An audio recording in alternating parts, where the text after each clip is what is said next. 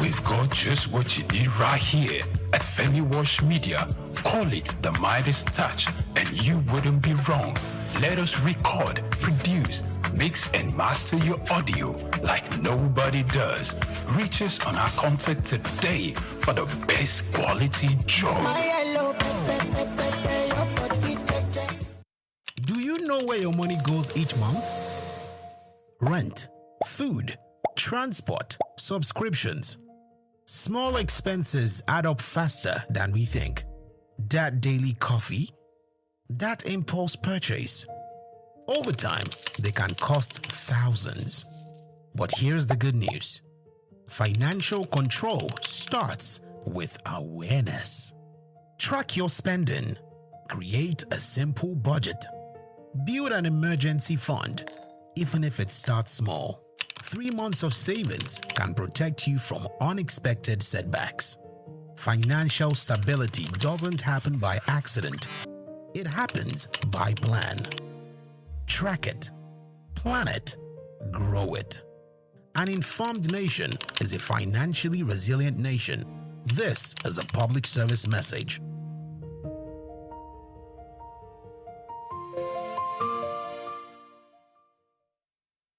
Protect your heart health daily because every heartbeat counts literally. Hello, my name is Emmanuel Olise and this is SOUQ Health Tips.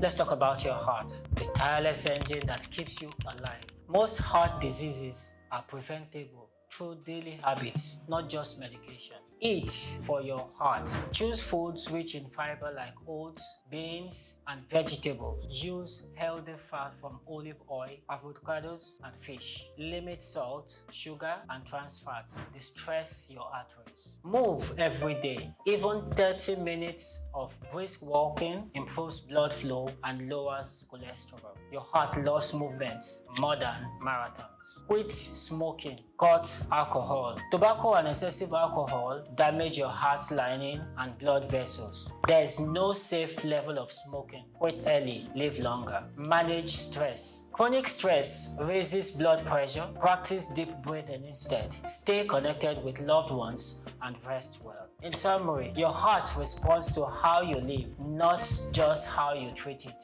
Feed it well, move often, and rest deeply and love fully. I'm Emmanuel Olise, and this is Protect Your Heart. Protect Your Heart is the rhythm of your life.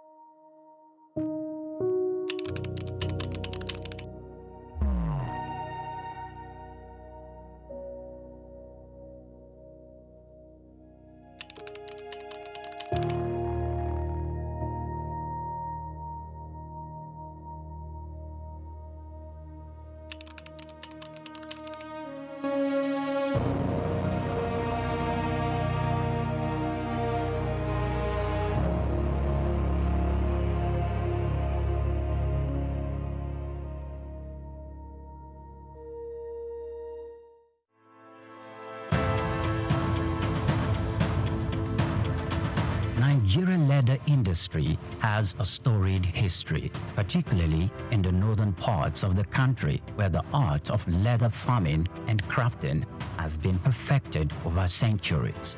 Traditionally, leather was used primarily for functional items like sandals, bags, and saddles, with little emphasis on fashion. However, the narrative has changed drastically in recent years as Nigerian leather has evolved from a utilitarian product to a symbol of luxury and high fashion. Here is a special report by Bayo Olaoye. The turning point for Nigerian leather came as local designers began to recognize its potential beyond traditional uses. They started to experiment with new designs, creating products that appeal to the modern consumer while maintaining the heritage of craftsmanship. The result has been a wave of leather products that are not only functional but also stylish and desirable on the global stage. One of the key factors driving the revolution is the exceptional quality of Nigerian leather. Known for its durability and unique texture, Nigerian leather, particularly from goats and cattle, has become highly sought after by fashion houses both within and outside Africa. This demand has encouraged local artisans to up their game, focusing on quality control and finishing techniques to meet international standards. Moreover, Nigerian leather products have benefited from the global trend towards sustainable and ethically produced goods. Consumers are increasingly turning away from massively produced items in favor of the handcrafted, sustainable alternatives. Nigerian leather made using traditional methods with minimal environmental impact fits perfectly into this narrative. This has opened up markets for Nigerian leather goods, particularly in Europe and North America, where there is a growing appreciation for products with a story and a conscience. The rise of Nigerian leather on the fashion scene is also closely tied to the country's booming creative industry. Fashion designers, many of whom had gained international recognition, are incorporating leather into their collections and innovative ways. From sleek handbags and bespoke shoes to stylish jackets and accessories, the Nigerian leather is becoming a staple in high fashion. This trend is not only boosting the profile of Nigerian fashion, but also creating new opportunities for economic growth. The leather industry, once dominated by small-scale craftsmen, is now attracting significant investment. Entrepreneurs are setting up modern tannery and workshops, creating jobs and fostering skills development in the process. This industrialization of leather products is helping to formalize what was once an informal sector, leading to better working conditions and high incomes for artisans. However, the success of Nigerian leather market did not emerge without challenges. The industry still faces issues related to infrastructure, access to finance, and competition from imported goods. Additionally, there is the need for more investment in technology and innovation to further enhance the quality of leather products and make them more competitive in the global market. Despite these challenges, the future of Nigerian leather products looks bright. There is a growing recognition of the value of locally produced leather goods, both within Nigeria and globally. This is evident in the increasing number of fashion shows and trade fairs dedicated to promoting Nigerian leather products, as well as the rising demand from international buyers. The evolution of Nigerian leather from a utilitarian material to a symbol of high fashion is a testament to the creativity and resilience of the Nigerian artisans. It reflects the broader trend in the global fashion industry towards sustainability and craftsmanship. As the world continues to embrace African fashion, Nigerian leather is poised to become a major player on the international stage, offering a unique blend of tradition, quality, and style. This is just the beginning of what promises to be an exciting new chapter for Nigerian leather.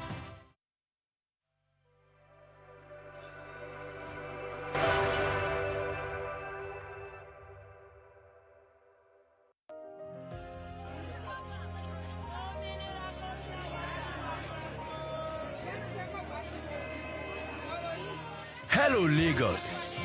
Make we yarn. Hello, boy, if this POS matter, don't pass your call. Person go swipe, alert no enter. Before you know it, jump. Wait, wetin really happen? Maybe you fake alert the warriors. Okay, so Mona, listen, if you dey do POS business, no expose your alert. Hello, Ogbefi. They don't walk that bar road where they warrior for our local government for years. This one sweet me, I no lie you. Because you know what, development with the work, it deserve loudspeaker. Now why we dey here be that? For here, we know the abuse, we dey bring solution. My name, it is Ikechukwu Oyemike, aka Ogbefi Ishegwari. Make we yarn every weekday from 10 a.m. go to 12 o'clock on Top the Eye 95.9 FM. In the thick green lawns of southern Nigeria, beneath towering trees and amidst age-old traditions, grows a fruit as bitter as truth, but as valuable as gold. It's called bitter kola, known scientifically as Garcinia kola. This small brown nut hides layers of history, health, and hidden wealth. To the untrained eyes, it's just a bitter snack chewed by others or hawked in traffic.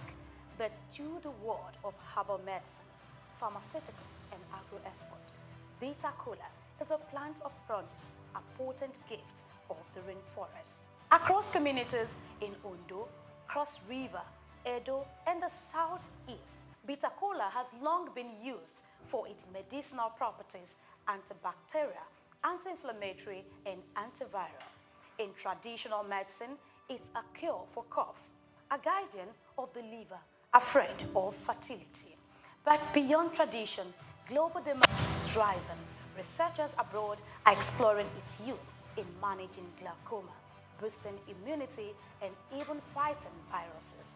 And while many countries import, Nigeria stands tall as a natural home of bitter kola.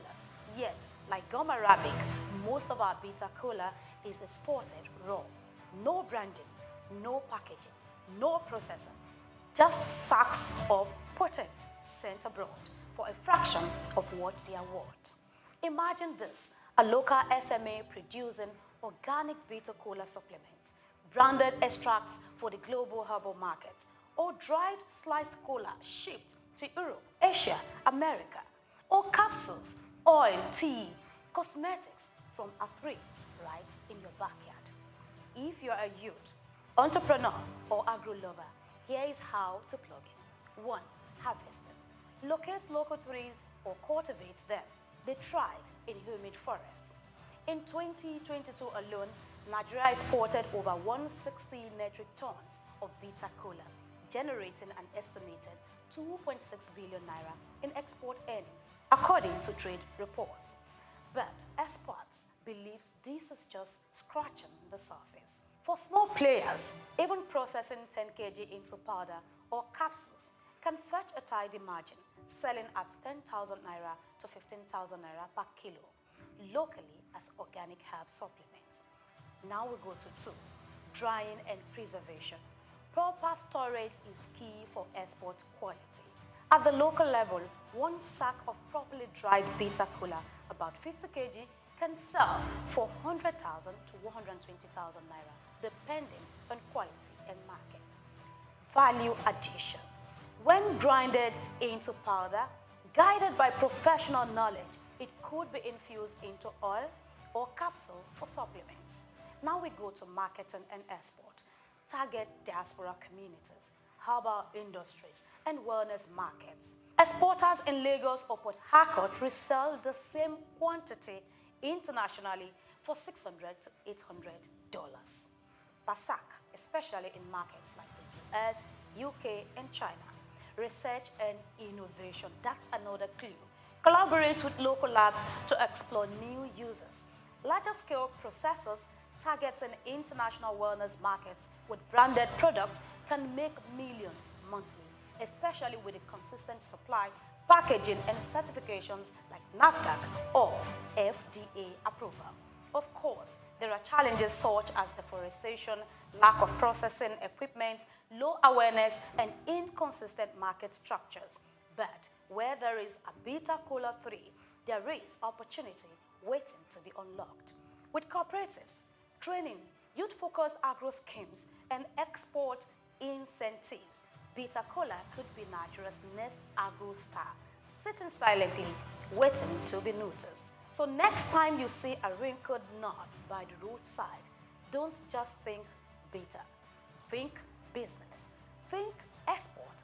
Think legacy. Cash can be crafted not only in the offices, but in the orchard, in a forest, and in forgotten fruits. This is Grace Komolafe bringing you clues from the quiet corners of commerce. I'll see you again next time.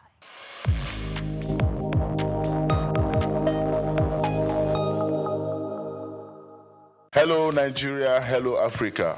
Yeah, this is Sound Man. Keep watching SOUQ News. My name is Babalola from Excel LED. Keep watching SOUQ News. My name is Shepherd Michael Adewale Onofuye. I enjoy you all to watch, always watch SOUQ News TV. Hi, I'm Tom Boggaballs, and please keep watching SOUQ News. Wale Seriki, SLG Lagos Island East, SOUQ News. Keep out watching them and keep a lookout for them. They're up and coming, and we're proudly to be affiliated with them. You alone where they make me go crazy. This your love in the cool of my brain. You're my medicine, I need you all day. Yo, it's Blackface Nigeria and you're watching SOUQ News TV. Keep it locked on this dial, don't change it. You know what I say? Blackface Nigeria, love no bad.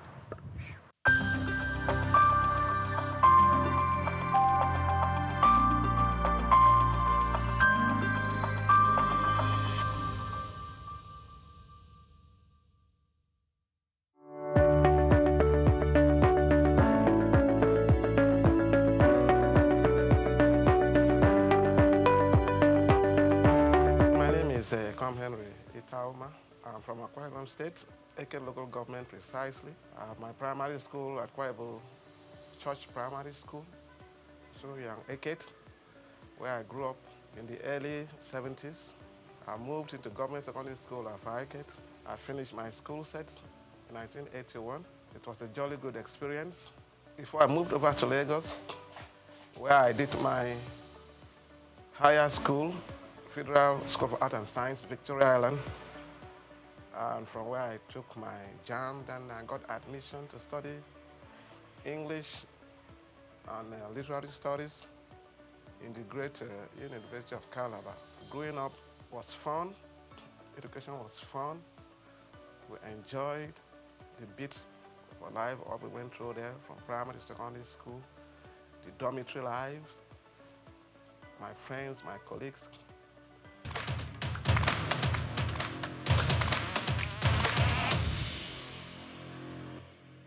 Coming over to Lagos was quite an experience. My first time in Lagos, arriving after a tortuous journey back then.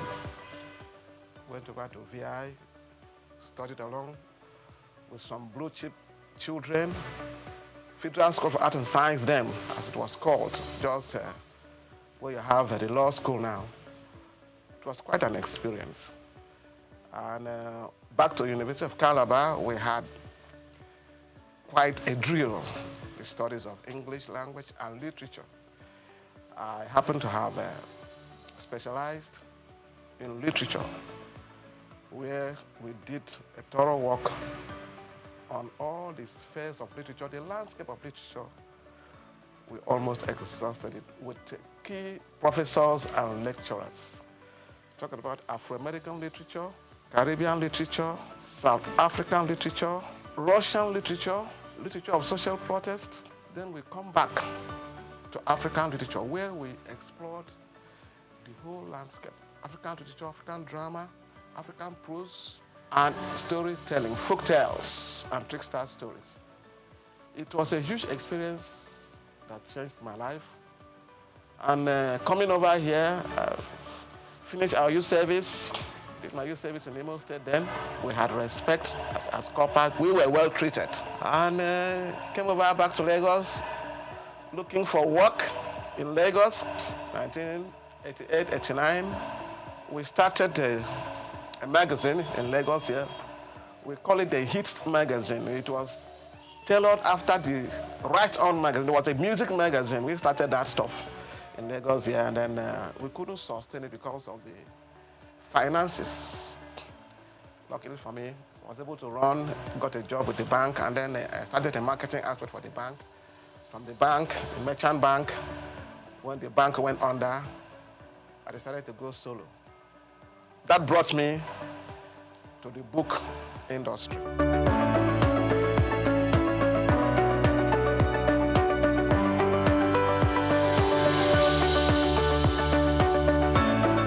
I have always have this passion for books, right from my primary school to my secondary school.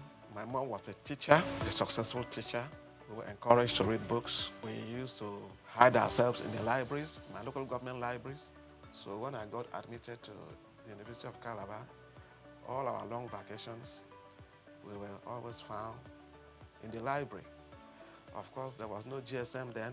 The library was our contact space, where we go to the libraries to get information about when the school is going to resume, because apart from news, radio, and all that, you may not know when the school is going to resume.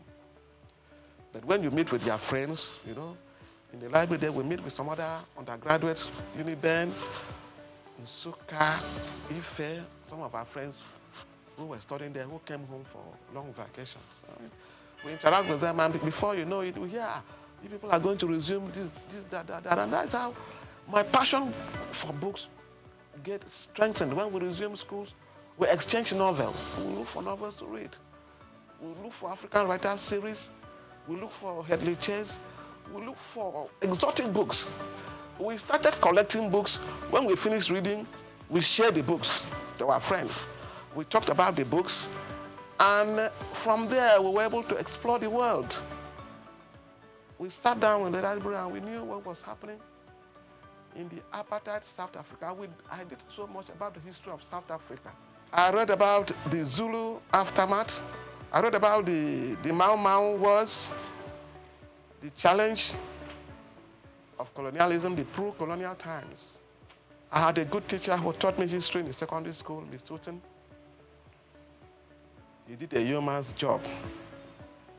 He led us through the whole spectrum of West African history. West African history by Adekunle Aromolaran. We talked about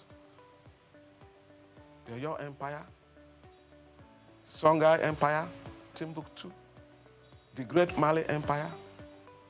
You know, all these things stir up our curiosities. And since then, we never departed from books. We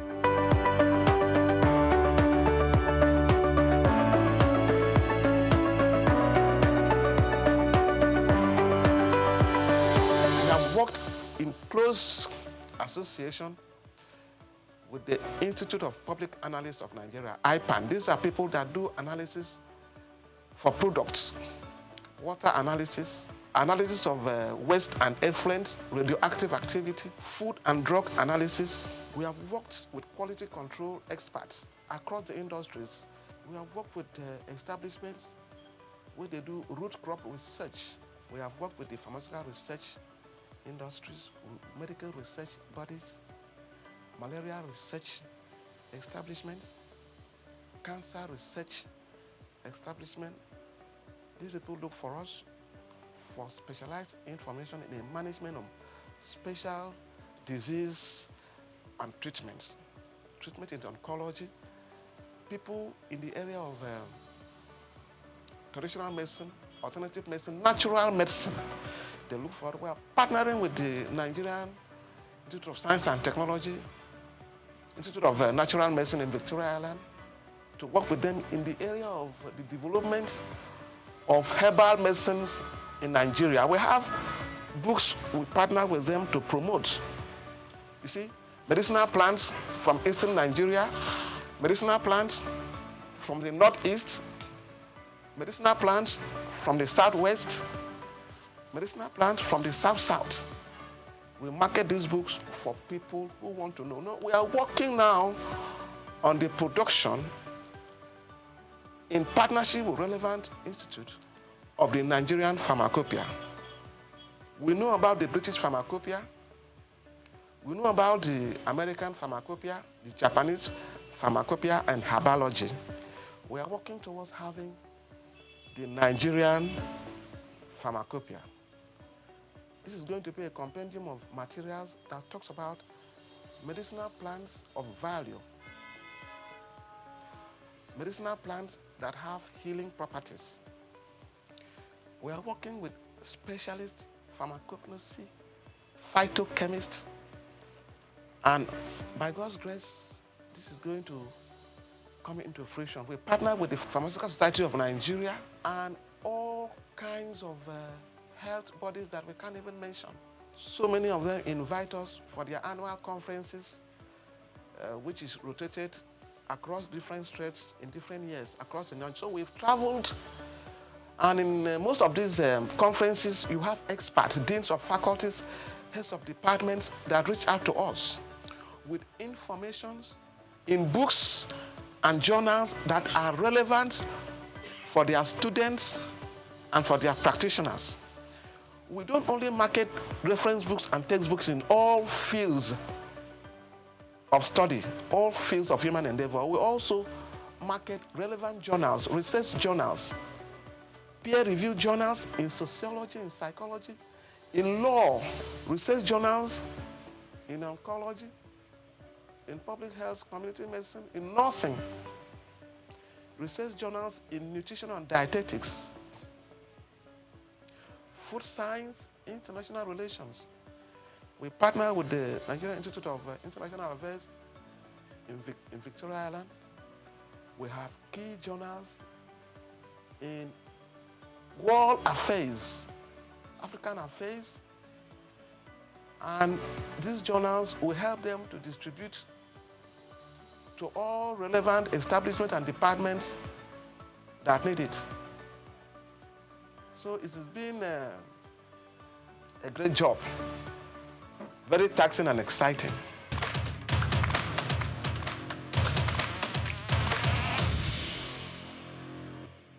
Each book added a new spectrum of learning and knowledge for us.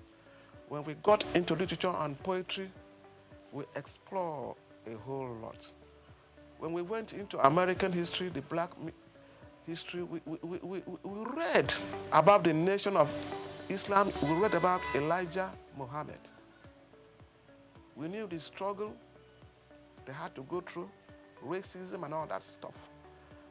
And it really inspired us to see what we can do to add value to knowledge. And it has brought us this far. So it's been passion, not really born out of the money and whatever. Of course, when you have value to present, you'll be appreciated in many ways. We have had sundry appreciations from establishments, from institutes across West Africa and beyond. You know, we partner with international publishers all over the world to source cutting-edge materials for our clients. We take pains to go through a lot of materials that come in here. Whether there are new materials or whether there are new, we believe that when you are doing research, it is what is called cross-cultural research. You start from the past and then come to the present. Research in any field, what happened before, where we were before and where we are now, and then we look forward.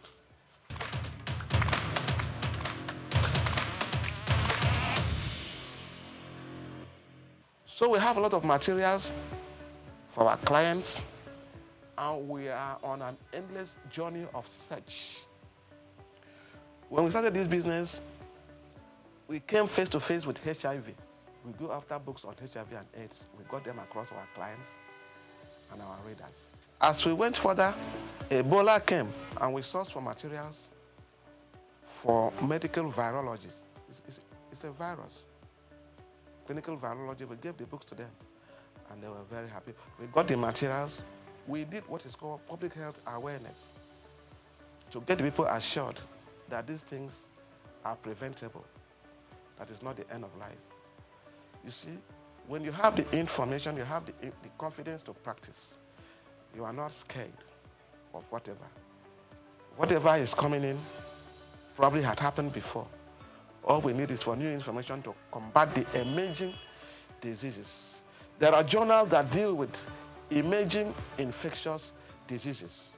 We provide these materials for practitioners, and it has served the purpose over the years.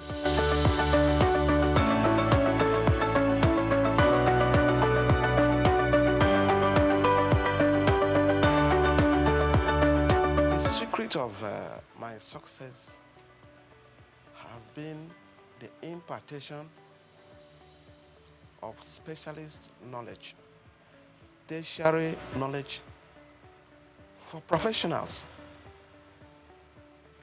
You know, education and learning is a lifelong journey. People talk about continuous professional development.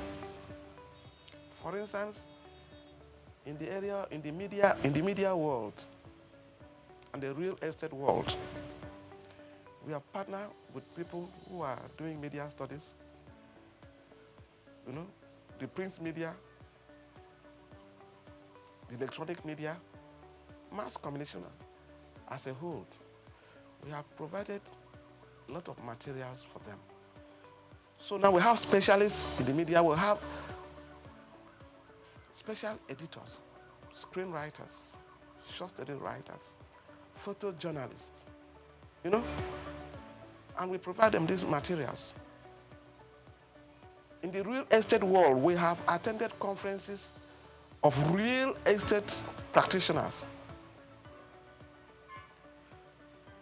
providing cutting-edge materials for them in real estate development, information technology, property development, property law. All these materials assist them in the practice of real estate. We have gone far more. We work with people, the QS, quantity surveyors, town planners, environmental managers, people who do environmental audits, environmental impact assessment, you know, space planning. We work with them, you know. And these materials we get from all across the world. If you are practicing in this area and you need materials to improve your services and the value you are creating, you will need us. We have a whole list of experts in different fields that reach us when they have challenges, when they have need for special information to solve specific problems. They reach out to us. They call, yeah, a bookman, Orange. We need books in this area. For instance, we had the former Minister of Health, that great woman, Ponja Iwala. She will always call us, look, Orange, we need books on international economics. And we used to give her books on international economics. And many other experts like that. We have books for people who are doing radioactive interventions, people who are doing environmental management, people who are doing analysis, food analysts, all over the spectrum. We provide books for them. Food engineering, we give them books on food contaminants, food additives. These are not books to just go to anywhere and get. We have been able to interface with them, Nigerian Institute of Food Science and Technology.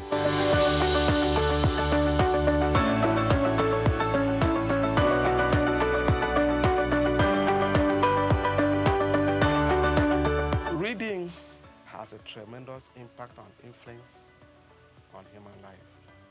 It helps you to appreciate issues, ideas, views, and opinion.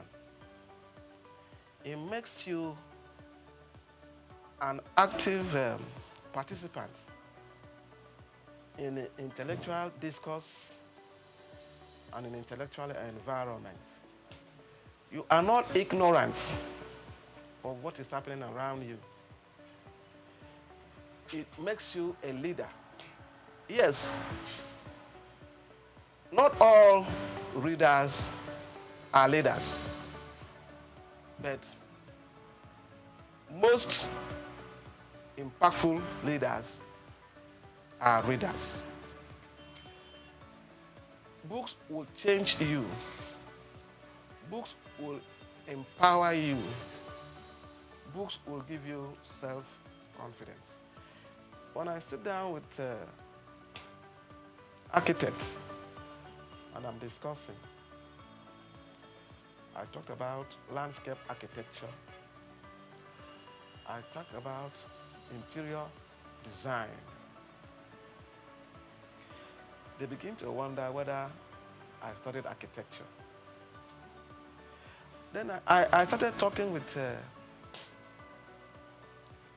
oncologists, gynecologists, maybe gynecological oncologists. They think that maybe I studied medicine. I didn't do no medicine.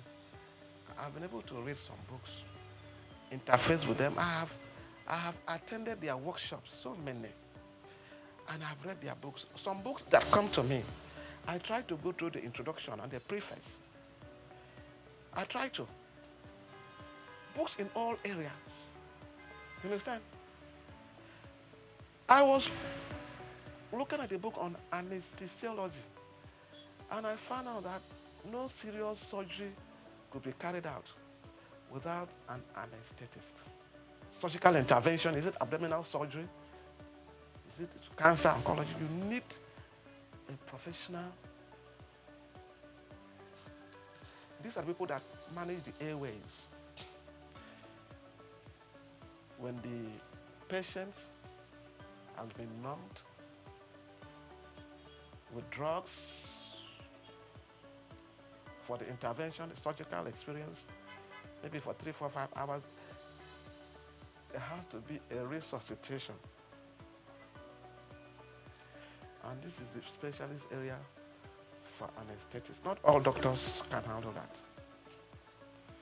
You are doing cesarean section. You are doing ENT surgery. You need them. So you have a team of doctors that will invariably handle a serious, for instance, at the orthopedic hospital, we want to do amputation. You have the plaster people, you have the hematologists, you have the anesthesiologist, and you have the surgeon, who is a very good orthopedic surgeon to handle amputation. Whether it's amputation of the legs and all that, because they have to manage, the hematologist will manage the loss of blood. Then the anesthetist, then the orthopedic nurse will be there. Then we have the theater nurse will be there. All of them well kitted for the operations. It will look as if they are going to travel to Mars. Safety procedures, management of spills, cleaning, and everything. Then rolling the patients to a special, maybe it's an amenity ward where they are going to keep the person to manage the post-operative procedures and all that.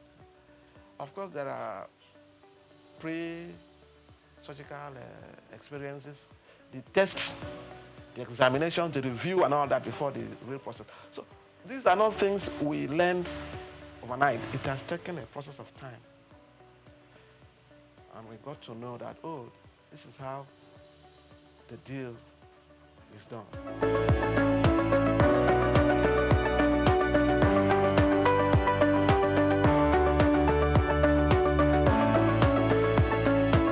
Great insurgents of e-materials, e-books, digital books, and of course, the World Wide Web. it has helped us to access materials easily. But you see, initially people were afraid that with the advent of the e-books and all that, that the textbooks, the physical books, will be phased out. But that is far from the truth. Libraries still get their core text and materials. They have the sections for the core text and materials and journals and serials. Then they have the section we call the digital libraries. Polytechnic libraries, university libraries across the countries, they have these sections. But my experience with these digital libraries has been the management of digital libraries, the power situation in Nigeria, and the maintenance culture. Most of the institutions that started with the e-library, they have always come back to complain that these materials, within a short spell of time, because of instability of power. You know, the computers and all the digital infrastructures, they need steady and standby power supplies. Most of them have acquired the solar systems to power these equipments, but truly speaking, it has not been sustainable. Sometimes we had some dubious students vandalize these facilities, and then people always have to fall back on books. With the smartphones now, students can get a lot of materials and all that, and they read, but I can tell you that people who are doing serious research, they come back to us for books. You are doing research, you have to do your references, your bibliography. You have to show evidence, materials you have read, both online and offline. You are doing your doctorate program, master's program, to whatever level.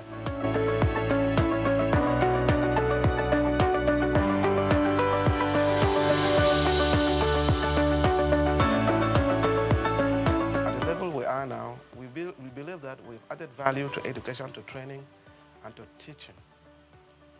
Our next phase now, we're trying to see how we can give back to the society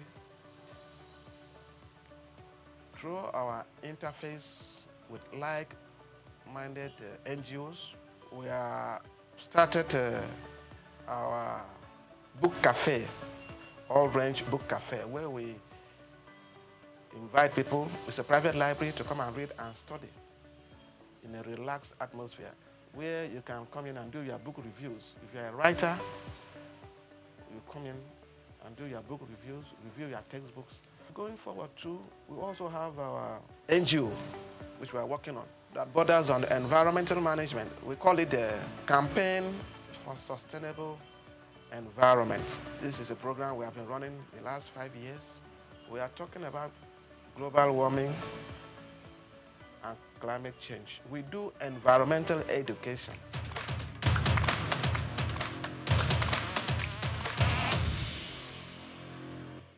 My name is Yinka Babalola.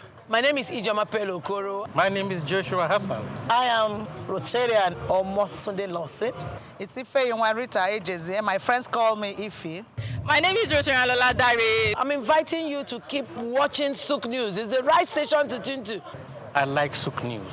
SOUQ News is good. I want to charge you all to listen to SOUQ News, watch the news. You can have unlimited news, first time. Find SOUQ News. Be with SOUQ News. Never switch off. You are better for it. SOUQ News is the real thing. Listen to their coverage and you'll be glad you did. Turn to your YouTube, turn to your Instagram, turn to all your digital channels and look for SOUQ News. Keep watching. Keep watching. Please, guys, keep watching SOUQ News.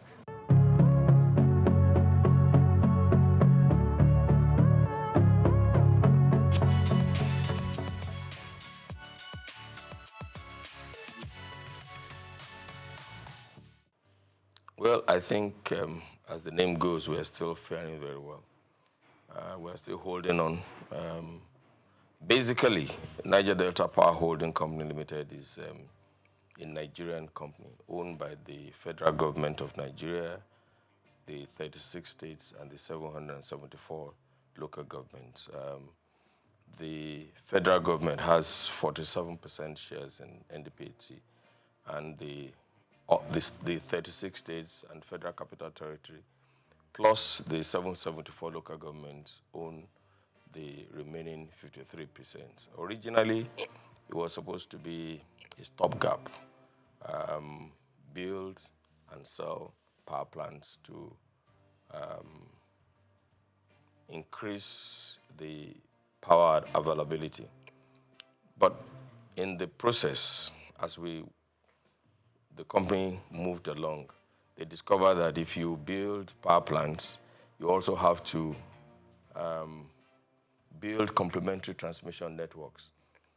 And then if you have transmission networks, you will also need the distribution network so that the power can ultimately get to the consumers.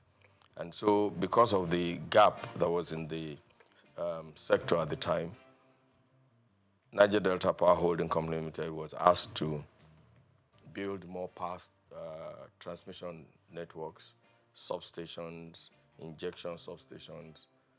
So over time, we had grown into the behemoth that we are today. Principally, we have 8 power plants functioning now, and then 2 are in the process of being completed. So that's what Niger Delta has been. But basically, I can say without any iota of contradiction that Niger Delta Power Holding Company Limited has been able to increase the capacity, the network capacity, by about 50%, and of course the distribution capacity by about 60%. We are capable of producing up to 4,000 megawatts now, but there are still some constraints in the transmission network, which is being addressed by the various arms of government and the various stakeholders in the sector.